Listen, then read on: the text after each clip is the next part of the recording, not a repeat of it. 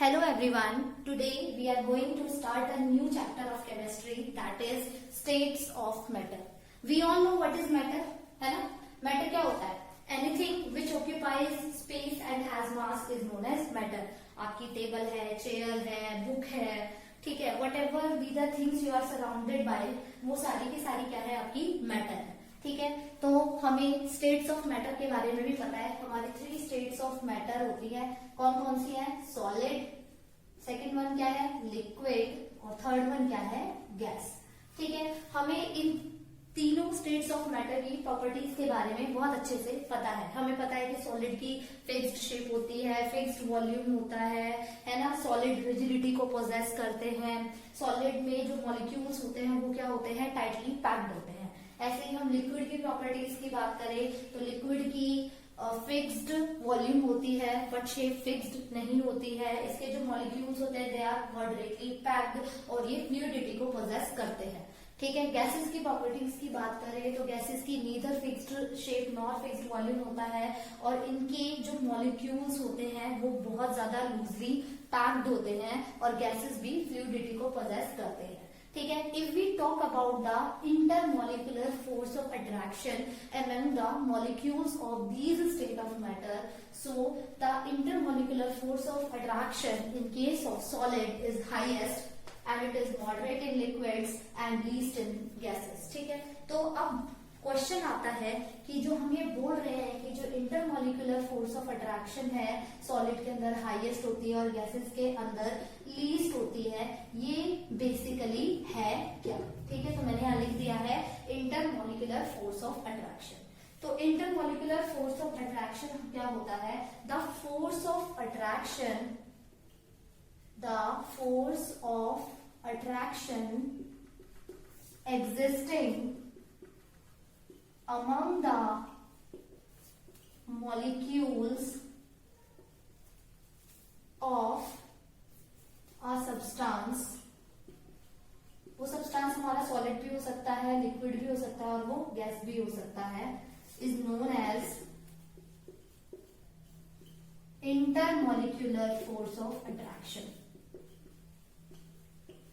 Force of attraction. ठीक है, तो जो फोर्स ऑफ अट्रैक्शन मॉलिक्यूल्स के बीच में लगती है उस फोर्स ऑफ अट्रैक्शन को हम क्या बोलते हैं? इंटरमोलिकुलर फोर्स ऑफ अट्रैक्शन बोलते हैं. जैसे कोई भी एक ये सॉलिड की बॉडी है और इसमें ये एक मॉलिक्यूल है, ये मॉलिक्यूल है, ऐसे बहुत सारे मॉलिक्यूल्स है इसके अंदर. तो इन दो मॉलिक्यूल्स के बीच में जो फोर्स ऑफ अट्रैक्शन लग रही है वही फोर्स ऑफ अट्रैक्शन को हम क्या बोलते हैं? इंटरमोलिकुलर फोर्स ऑफ अट्रैक्शन बोलते हैं. तो क्योंकि intermolecular force of attraction is strongest in the solids, that's why solids possess rigidity. These intermolecular force of attraction is moderate in liquids and least in gases. That's why liquids and gases possess fluidity. ठीक है, तो हमें पता चल गया कि intermolecular force of attraction क्या होता है और ये सॉलिड, लिक्विड और गैस में किस तरीके से प्रेजेंट होती है. तो इंटरमोलिकुलर फोर्स ऑफ अट्रैक्शन का एक और नाम है, वो नाम क्या है? वान डर वाल्स फोर्सेस. इनको वान डर वाल्स फोर्सेस के नाम से भी जाना जाता है. ठीक है, वान डर वाल्स फोर्सेस जो हमारे होते हैं ये आपके क्या होते हैं? Comparatively to the ionic bond forces और कोवैलेंट बॉन्ड फोर्सेस के कंपैरिजन में जो हमारे वान डर वाल्स फोर्सेस होते हैं वो क्या होते हैं? आपके वीकेस्ट होते हैं. ठीक है, तो इस चैप्टर के अंदर हम 6 वान डर वाल्स फोर्सेस के बारे में पढ़ेंगे. तो मैं उनके यहाँ पे नाम लिख देती हूँ. तो फर्स्ट वान डर वाल्स फोर्स है हमारा डाइपोल डाइपोल. तो डाइपोल डाइपोल इंटरेक्शन हम देखेंगे क्या होती है. ठीक है, सेकंड है हमारा ion dipole, ion dipole interaction. Third है ion induced dipole interaction.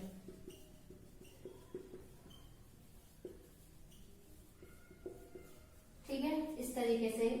Next जो हमारी इंटरेक्शन है वो है डाइपोल इंड्यूस्ड डाइपोल इंटरेक्शन.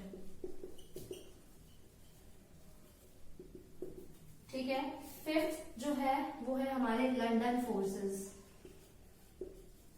और सिक्स जो है वो है हमारा क्या? Hydrogen bonding. ठीक है, तो ये हमारे 6 वान डर वाल्स फोर्सेस है जिनके बारे में हम लोग पढ़ेंगे.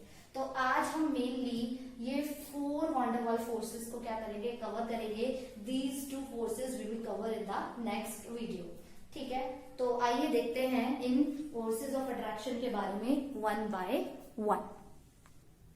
तो सबसे पहले हम देखने जा रहे हैं dipole dipole interaction. Dipole dipole interaction को समझने से पहले हमें टू टाइप्स के मॉलिक्यूल्स के बारे में समझना होगा। पहला जो हमारा मॉलिक्यूल होता है वो कैसा मॉलिक्यूल होता है? Polar molecule. ठीक है, पोलर मॉलिक्यूल का मतलब क्या है? पोलर मतलब पोल्स, पोल्स मतलब चार्जेस, और चार्जेस हमारे कौन कौन से हो सकते हैं? पॉजिटिव और नेगेटिव। ठीक है, तो पोलर मॉलिक्यूल हमारा ऐसा मॉलिक्यूल होता है जिसमें हमारे पास दोनों चार्जेस क्या होते हैं? अवेलेबल होते हैं। जैसे कि मैं बात करूं किसकी? HCl की।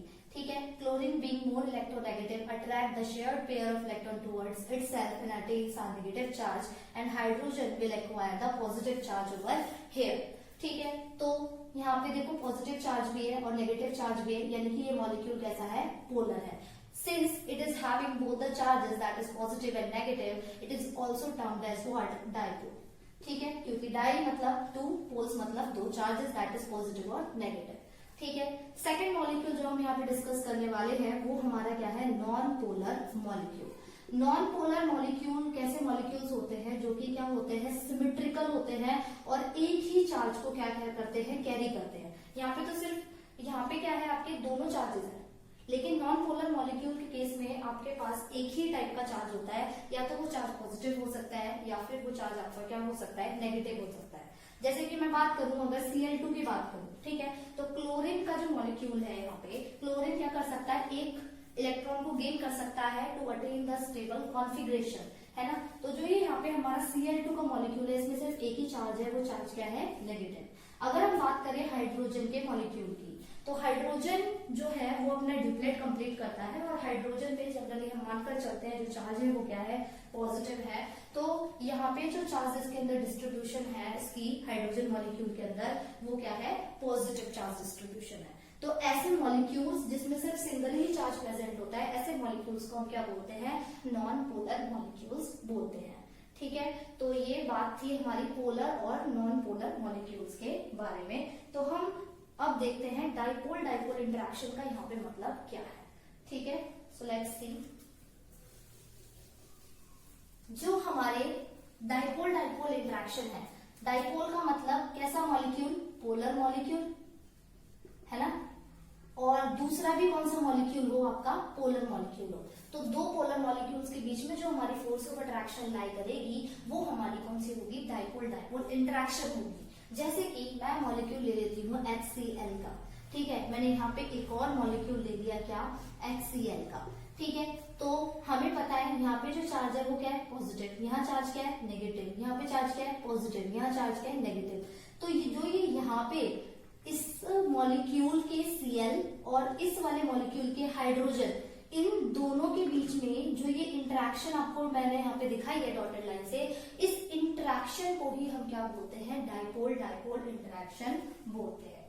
ठीक है, तो आपको पता चल गया डाइपोल डाइपोल इंटरेक्शन किसके बीच में होती है? It is in between the polar molecules. ठीक है, तो ये मैंने एक मॉलिक्यूल ले लिया, ये मैंने दूसरा पोलर मॉलिक्यूल ले लिया, और इनके बीच में जो ये फोर्स ऑफ अट्रैक्शन आपको दिख रही है, इसी को हम डाइपोल डाइपोल इंटरेक्शन बोलते हैं।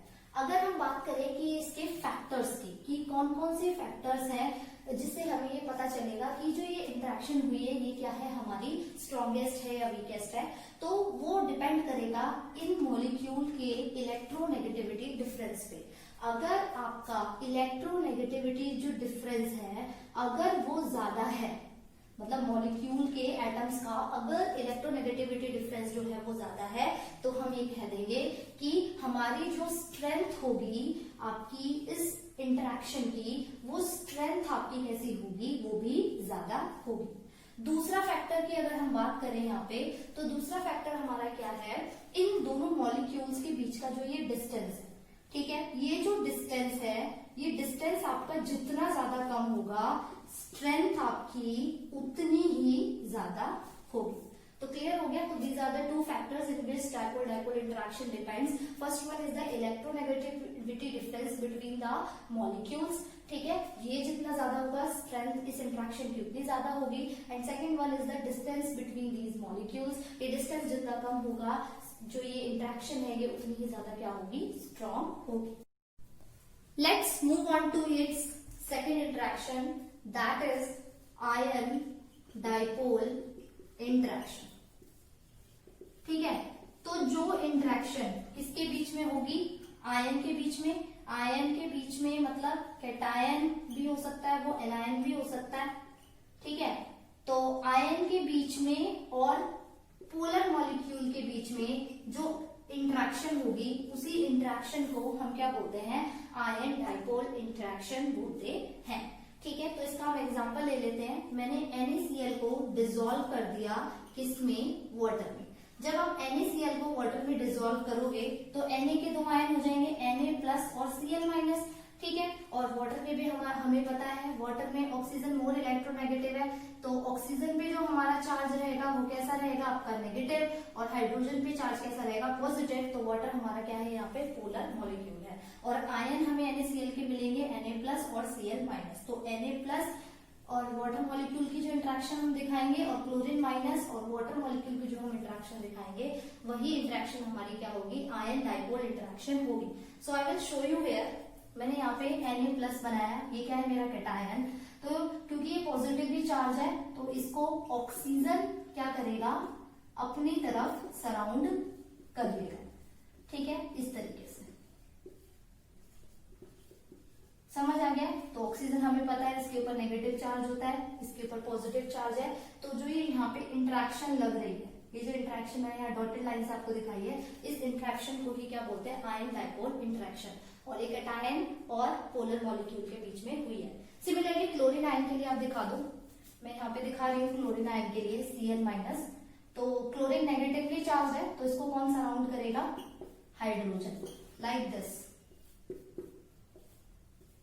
ठीक है, here it is hydrogen hydrogen hydrogen hydrogen hydrogen like this. ठीक है, हाइड्रोजन पॉजिटिवली चार्ज होता है तो वो क्लोरीन को क्या कर लेगा, सराउंड कर लेगा.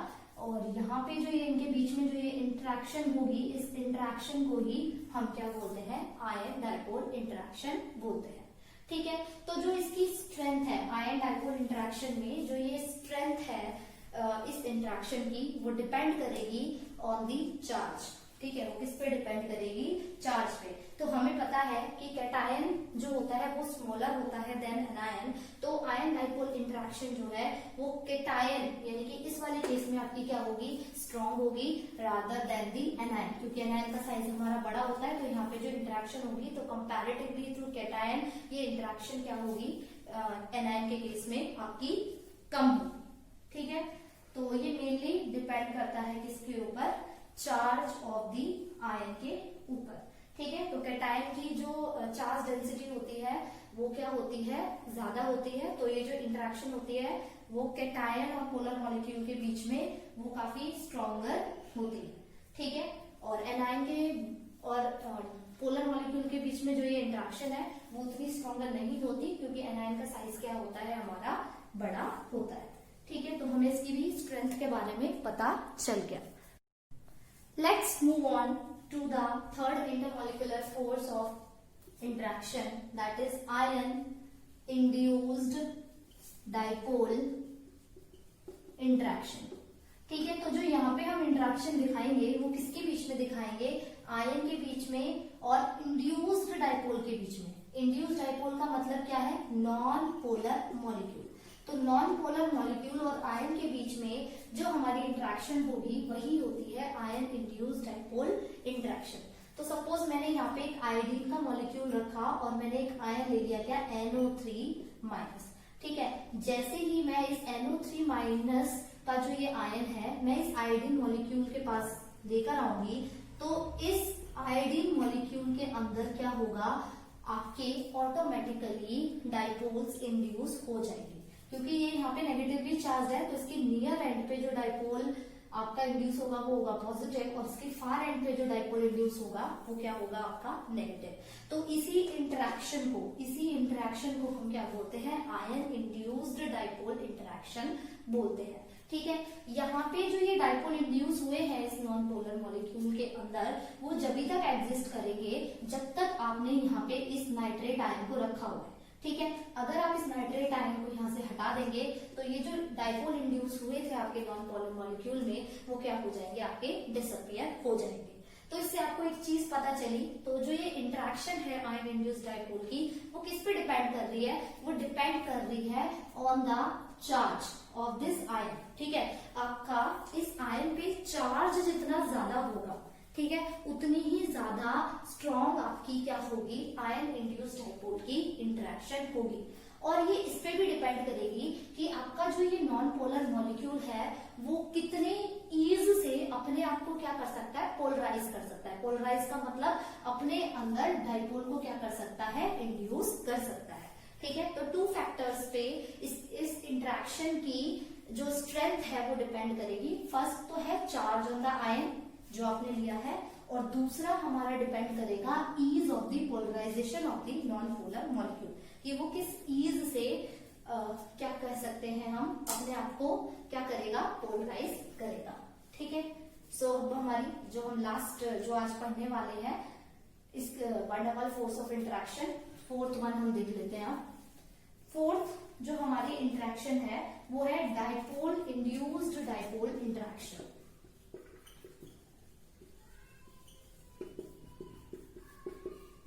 अब आपको पता चल रहा होगा कि यहाँ पे जो इंटरेक्शन है वो किस किस के बीच में है।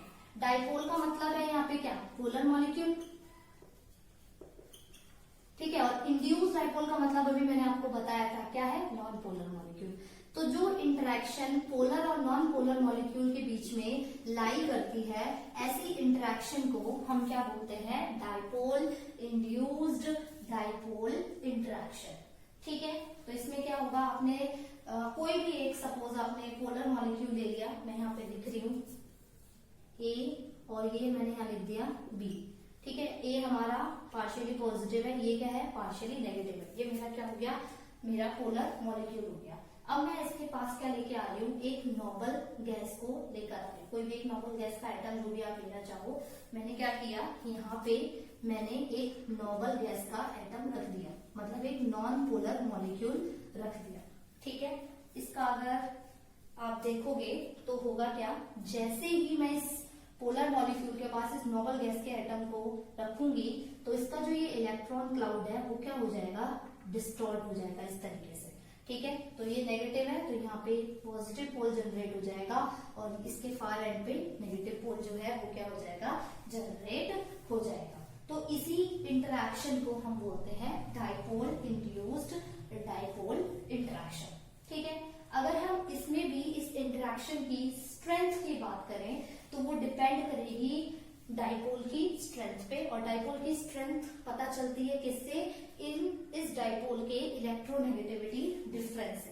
ठीक है, तो जितना ज्यादा इलेक्ट्रोनेगेटिविटी डिफरेंस होगा इस डाइपोल का, उतनी ही ज्यादा इस डाइपोल की स्ट्रेंथ होगी नॉन पोलर मॉलिक्यूल को पोलराइज करने के लिए। ठीक है, तो ये फैक्टर था जिसके ऊपर आपकी डाइपोल इंड्यूस्ड डाइपोल की जो इंटरेक्शन है वो डिपेंड करती है। तो जैसे कि एक और फैक्टर आप यहाँ पे कह सकते हो, दूसरा फैक्टर आप क्या कह सकते हो कि जो आपने यहाँ पे नॉन पोलर मॉलिक्यूल लिया है ये उसकी ईज ऑफ पोलराइजेशन पे भी डिपेंड करेगा कि ये जो एटम है यहाँ पे वो अपने आप को कितना पोलराइज करवा सकता है, मतलब अपने अंदर किस तरीके से डाइपोल्स को इंड्यूस करा सकता है, उस पर भी इस इंटरेक्शन की जो स्ट्रेंथ है वो क्या करेगी? डिपेंड करेगी। तो दो फैक्टर्स मिल गए। तो फर्स्ट फैक्टर क्या है कि जो स्ट्रेंथ है इस डाइपोल इंड्यूस्ड डाइपोल इंटरेक्शन की वो डिपेंड करेगी strength of this polar molecule which is known by the electronegativity difference of this polar molecule। और सेकंड जो फैक्टर है जिसपे इसकी स्ट्रेंथ डिपेंड करेगी वो डिपेंड करेगी ease of the polarization of this non polar molecule। ठीक है, तो आज हमने 4 इंटरमॉलिक्यूलर फोर्सेज ऑफ अट्रैक्शन के बारे में पढ़ा है। कौन कौन सी? Dipole dipole interaction, second one थी हमारी आयन डाइपोल इंटरेक्शन, थर्ड हमारी थी ion induced dipole interaction, and fourth हमारी थी डाइपोल इंड्यूस्ड डाइपोल इंटरेक्शन। ठीक है, और हमने इसके साथ साथ इंटरमॉलिक्यूलर फोर्सेस क्या होते हैं उसको समझा है, और थोड़ा सा ओवरव्यू लिया है हमने किसका? स्टेट्स ऑफ मैटर का। ठीक है, सो आई होप आप लोगों को ये समझ आ गया होगा। सो इसमें जो हमारी 2 इंटरमॉलिक्यूलर फोर्स ऑफ अट्रैक्शन रह गई है that is hydrogen bonding and the London forces, हम इसको नेक्स्ट वीडियो में क्या करेंगे? डिस्कस करेंगे। So till then thank you class.